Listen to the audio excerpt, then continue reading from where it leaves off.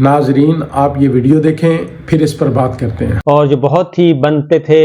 آئین اور قانون اور بنیادی انسانی حقوق، میڈیا کی آزادی اور عدلیہ کی آزادی کے علمبردار جو بنتے تھے، ان کے چہروں سے نقاب اتر رہا ہے، اور جیسے جیسے ان کے چہروں سے نقاب اتر رہا ہے اور ان کے چہرے پاکستان کے عوام اور دنیا بھر میں دکھائے جا رہے ہیں، اور جو ان کے چہرے نقاب اتار کر دکھا رہا ہے، تو اسی پہ ایک عذاب نازل کرنے کی کوشش کی جا رہی ہے۔ پاکستان کا میڈیا اس وقت پھر زیر عتاب ہے، اور ایک نئی ویو آئی ہے، نئی لہر آ چکی ہے، اور پاکستان کے میڈیا پرسنز مختلف، خواہ وہ ٹی وی پہ ہیں، خواہ وہ اخبارات میں ہیں، خواہ وہ ڈیجیٹل میڈیا سے تعلق رکھتے ہیں، ان کی لسٹیں بنائی جا چکی ہیں، اور اس کی بنیادی وجہ صرف ایک ہے، اور وہ ہے کہ الیکشن چوری کیا گیا، الیکشن پہ ڈاکہ ڈالا گیا، مینڈیٹ چور اس وقت جو ہیں وہ ان کو مسلط کرنے کی کوشش کی جا رہی ہے، بلکہ کچھ کو مسلط کر دیا گیا ہے، باقیوں کو مسلط کرنا ہے، اور چاہتے یہ ہیں کہ ان کے خلاف کسی قسم کی کوئی آواز نہ اٹھے اور ان کی حقیقت کوئی نہ دکھائے، جبکہ ان کی حقیقت پوری دنیا پہلے ہی جان چکی ہے، عالمی مبصرین وہ جان چکے ہیں، عالمی میڈیا جان چکا ہے، اس لیے لیکن پھر بھی یہ چاہتے ہیں کہ ہلکی پھلکی جو ہے وہ بھی ہلکی پھلکی موسیقی اور ہلکی پھلکی تنقید بھی نہیں ہونی چاہیے، بلکہ بس ٹھیک ہے یہ مسلط شدہ حکمران جو ہیں ایک چوری شدہ مینڈیٹ کے ساتھ، وہ بس آ گئے ہیں تو ان کی تابعداری کی جائے اور ان کو بہت اچھا کہا جائے اور پچھلی ساری باتوں کو بھلا دیا جائے۔ تو یہ اس وقت سچویشن چل رہی ہے۔ تو خبروں کی طرف بڑھتے ہیں۔ خبریں کافی ہنگامہ خیز ہیں، اور ہنگامہ خیز خبریں اس لیے ہیں کہ حالات قابو میں نہیں ہیں، اور اس کے باوجود کہ پنجاب کی وزارت اعلیٰ حوالے کی جا چکی ہے، پنجاب کی جو جاگیر تھی وہ حوالے کر دی گئی ہے ایک خاندان کے، دوبارہ اسی خاندان کے، اور دوسری جاگیر دوسرے خاندان کے، اور خاندان اس وقت قابض ہیں، جبکہ باقی دو صوبوں میں ابھی تک نہیں فیصلہ ہو چکا۔ ایک کا فیصلہ ظاہر ہے وہ تو پاکستان کے عوام نے اور خیبر پختونخوا کے عوام کو شاباش دینی چاہیے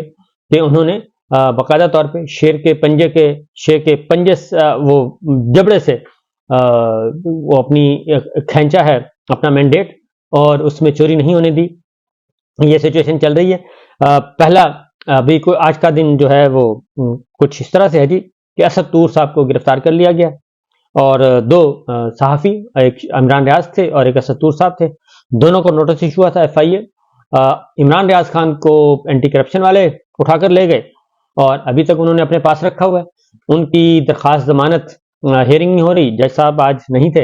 اور اس لیے ان کی ہیئرنگ نہیں ہو سکی۔ اب اگلی ہیئرنگ پہ دیکھتے ہیں عمران ریاض خان صاحب کو انصاف ملتا ہے یا نہیں، لیکن امید ہے کہ عمران ریاض خان رہا ہو جائیں گے، کیونکہ معاملہ جوڈیشری کے پاس ہے، اور عدلیہ سے ہمیں بہت اچھے کی توقع ہے، اور عدلیہ سے ہمیشہ اچھے کی توقع رکھنی چاہیے۔ کچھ عناصر ہیں ایسے جو کہ اس وقت مولوی تمیز الدین خان کیس کی طرح سندھ ہائی کورٹ اور پشاور ہائی کورٹ کے بجائے وہ جسٹس منیر کی روح ان میں دوڑ رہی ہے اور اس پہ وہ عمل کر رہے ہیں، اور جسٹس منیر ان کے روحانی پیشوا اس وقت بنے ہوئے ہیں، جو کہ پاکستان کی تاریخ کے اور پاکستان کی عدالتی تاریخ کے بدترین کردار ہیں، اور ان کرداروں کو وہ فالو کر رہے ہیں۔ تو یہ ان کی مرضی ہے، ان کی اپنی چوائس ہے، اور جبکہ دبنگ جج موجود ہیں، دبنگ عدلیہ موجود ہے، اور وہ انصاف فراہم کر رہی ہے۔ تو اس لیے جی عمران ریاض خان صاحب کو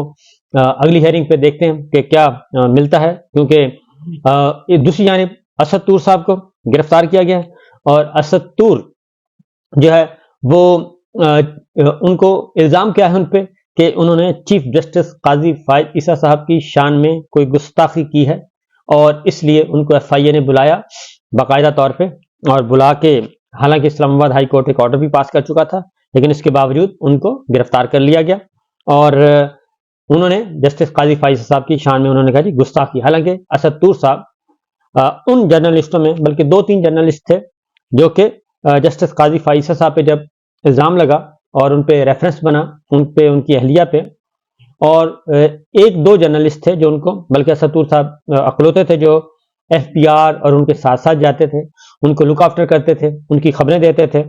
اور سب کچھ کرتے تھے، اور یہ جسٹس قاضی فائز صاحب اور ان کی فیملی کے لیے انہوں نے آواز بلند کی۔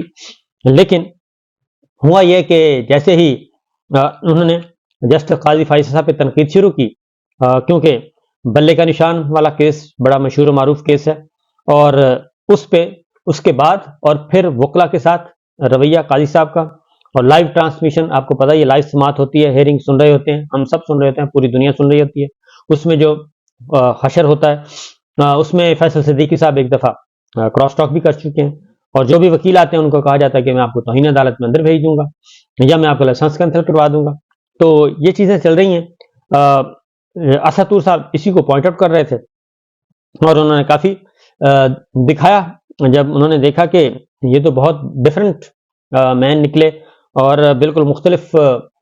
چیف جسٹس صاحب نکلے جو کہ ہم سمجھتے تھے، تو نہ ہی بنیادی انسانی حقوق نظر آئے اور نہ ہی سب کچھ. اور جب ایف آئی اے نے کوئی 50-60 جرنلسٹوں کے خلاف یکدم نوٹس جاری کیے تو ان کو بھی سسپینڈ نہیں کیا چیف جسٹس قاضی فیصل صاحب کے بینچ نے، اور یہی ہوا، اور پھر آج ان کو گرفتار کر لیا گیا. تو ہمیں یاد آ رہے ہیں چیف جسٹس عمر عطا بندیال صاحب، صدیق جان صاحب نے بھی ان کی طرف اشارہ کیا ہے، بلکہ ایک واقعہ بیان کیا ہے. تو میں آپ کو بتا دوں کہ چیف جسٹس عمر عطا بندیال ہوں، چیف جسٹس آصف سعید کھوسہ صاحب ہوں، چیف جسٹس گلباز احمد خان ہوں، چیف جسٹس ثاقب نثار صاحب ہوں، ہم نے ان سب کو دیکھا ہے، اور یہ سب جو ہیں یہ بڑے ریسٹرین کا مظاہرہ اور بڑے تحمل اور بردبار تھے. جسٹس اعجاز الحسن صاحب، جسٹس اعجاز افضل صاحب، جسٹس عظمت سعید شیخ صاحب، یہ سارے آنریبل ججز، جسٹس نقوی صاحب، یہ بہت ہی آنریبل ججز ہیں. اور جسٹس منصور علی شاہ صاحب، جسٹس منیب اختر صاحب، ایسا ایسا مجھے نام یاد آ رہے ہیں، جسٹس عائشہ ملک صاحبہ، اور جسٹس اطہر من اللہ صاحب، یہ آنریبل ججز، بڑے تگڑے ججز، اور ان پہ بہت زیادہ تنقید بھی ہوئی اور بہت زیادہ سب کچھ ہوا، لیکن انہوں نے کبھی بھی میڈیا پر قدغن نہیں لگائی، میڈیا پر پابندی نہیں لگائی، اور کبھی بھی کسی جرنلسٹ کو یہ نہیں کہا کہ ان کو گرفتار کر لیا جائے یا ان کو بین کر دیا جائے. اور یہ وہ آنریبل ججز سے ان پہ بہت زیادہ تنقید ہوئی، اور خاص طور پہ نون لیگ، شریف فیملی، مولانا، سب نے پیپلز پارٹی بے شمار دھمکیاں بھی دیتے تھے، اور دھمکیاں بھی دی گئیں، میڈیا پھر ان کو سپورٹ بھی کرتا تھا، ان کا لائک مائنڈڈ میڈیا جو ہے، لیکن اس کے باوجود یہ آنریبل ججز نے کبھی ایسی حرکت نہیں کی، اور انہوں نے بڑا جھگڑے کا مظاہرہ کیا، اعلیٰ ظرفی کا مظاہرہ کیا، اور انہوں نے آئین اور قانون کے مطابق اپنے آپ کو محدود رکھا. کر سکتے تھے، بہت کچھ کر سکتے تھے، لیکن اس وقت یہ ہے کہ جیسے افتخار چودھری صاحب تھے، جب وہ وکلا تحریک چل رہی تھی تو بہت اچھے تھے، ان کو سارا آئین یاد تھا، بنیادی انسانی حقوق یاد تھے، یو این کا کنونشن یاد تھا، چارٹر پورے کا پورا. لیکن جیسے ہی وہ چیف جسٹس بنے تو اس کے بعد وہ بھی، ان میں بھی وہی فرعونیت آ گئی تھی، اور وہ بھی صبح سے لے کے شام تک جو کچھ وہ کرتے تھے وہ اللہ تعالیٰ معاف کرے، اور یہ کچھ کیا. تو میرا خیال ہے کہ جب انسان کو اختیار اور مل جاتا ہے اقتدار، تو اس وقت پتہ چلتا ہے کہ حقیقت کیا ہے. تو بہرحال اب کچھ بھی نہیں کیا جا سکتا، ہم صرف یہ کر سکتے ہیں اور کہ ہم دعا کر سکتے ہیں اور مذمت کر سکتے ہیں. اور اسد طور صاحب کی والدہ ہیں، اور وہ یہی بتا کے گئے ہیں بیچارے کہ میری 70 سال کی والدہ، ان کو لک آفٹر کرنے والا کوئی نہیں ہے، ان کو ضرور لک آفٹر کیا جائے. تو یہ سچویشن چل رہی ہے، اور دیکھتے ہیں آج ان کو پیش کیا جاتا ہے تو کیا الزام ہے اور کیا نہیں، اور ان پہ کیا بیتتی ہے. تو یہ تو ایک سائڈ ہو گئی، کیونکہ سستائیت کا دور چل رہا ہے، جبر استبداد کا دور چل رہا ہے، اور صرف اس لیے چل رہا ہے کہ جو جھوٹ ہے، ایک آئین کی پامالی ہو رہی ہے، آئین شکنی ہو رہی ہے، صبح دوپہر شام قانون توڑا جا رہا ہے، آئین توڑا جا رہا ہے، اور نہ ہی جمہوریت کو مانا جا رہا ہے. بار بار ہم یہ باتیں اس لیے ریپیٹ کرتے ہیں کہ دل کڑتا ہے، وہ اس لیے کڑتا ہے کہ ہمارا ملک بہت اچھا تھا، اور ہمارا ملک بہت آئین اور قانون کے تحت چل رہا تھا، ضابطے کے تحت چل رہا تھا، اور چھوٹی موٹی باتیں ہوتی رہتی ہیں، اونچ نیچ ہوتی رہتی ہے. لیکن یہ جو پچھلے 22-24 ماہ سے ایک غدر مچا ہوا ہے پورے ملک میں، اور پاکستان کے عوام کا جینا دوبھر کیا ہوا ہے، شریف لوگوں کا، خاص طور پہ بدماشوں کا نہیں. بدماش بہت سکھی ہیں، اور وہ پروٹوکول بھی لے رہے ہیں، وہ سہولتیں بھی لے رہے ہیں، وہ گریبان بھی پکڑ رہے ہیں، اور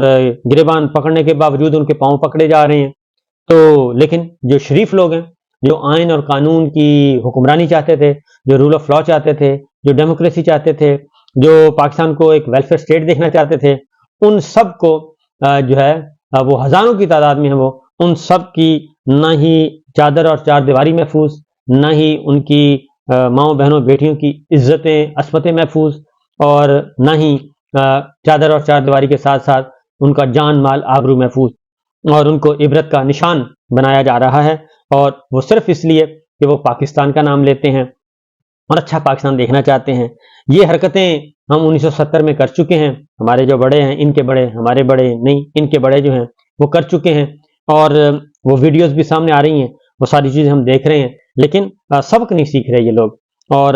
دیکھتے ہیں کہ کیا ہوتا ہے کہ خاندانی یہ پاکستان ظاہر ہے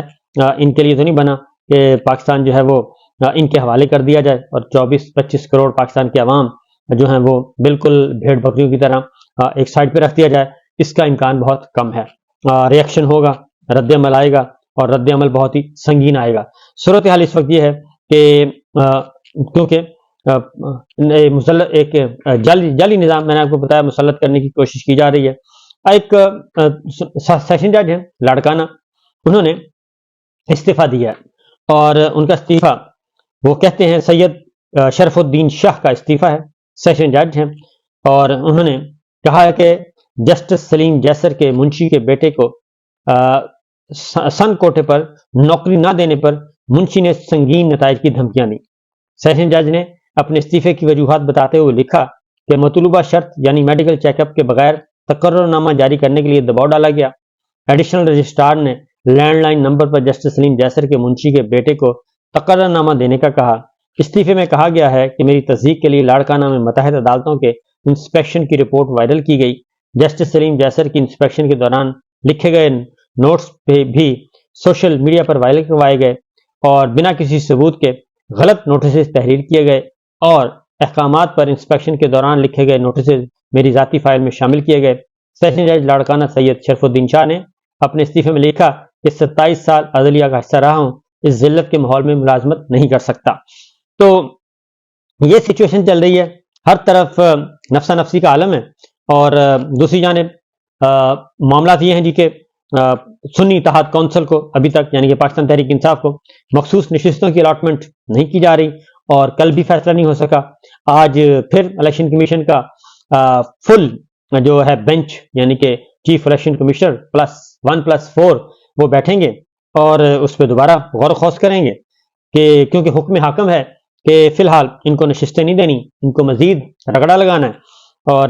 اسی بنیاد پہ صدر مملکت نے قومی اسمبلی کا اجلاس نہیں بلایا،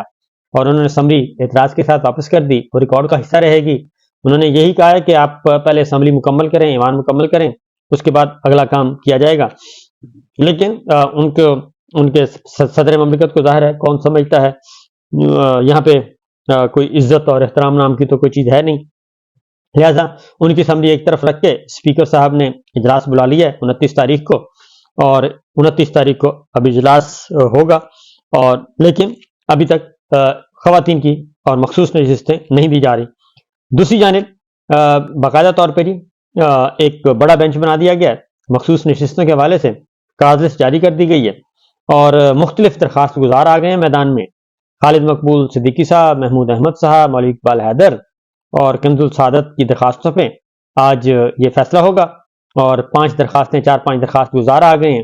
اور الیکشن کمیشن نے سنی اتحاد کونسل کو بھی نوٹس جاری کر دیا، تو اس لیے یہ ساری چیزیں پینڈنگ پڑی ہیں۔ تو دیکھتے ہیں کہ کیا ہوتا ہے اور کیا نہیں۔ ANP کے وفد کی ملاقات ہوئی تھی سابق صدر زرداری صاحب سے، اور ANP نے واضح طور پر کہا ہے کہ جی ہم نے کسی قسم کی کوئی حمایت کی یقین دہانی نہیں کروائی، نہ ہی سینٹ کے انتخابات میں اور نہ ہی صدارتی انتخابات میں۔ تو اب تک کے لیے اتنا ہی، باقی انشاءاللہ اگلے ولاگ میں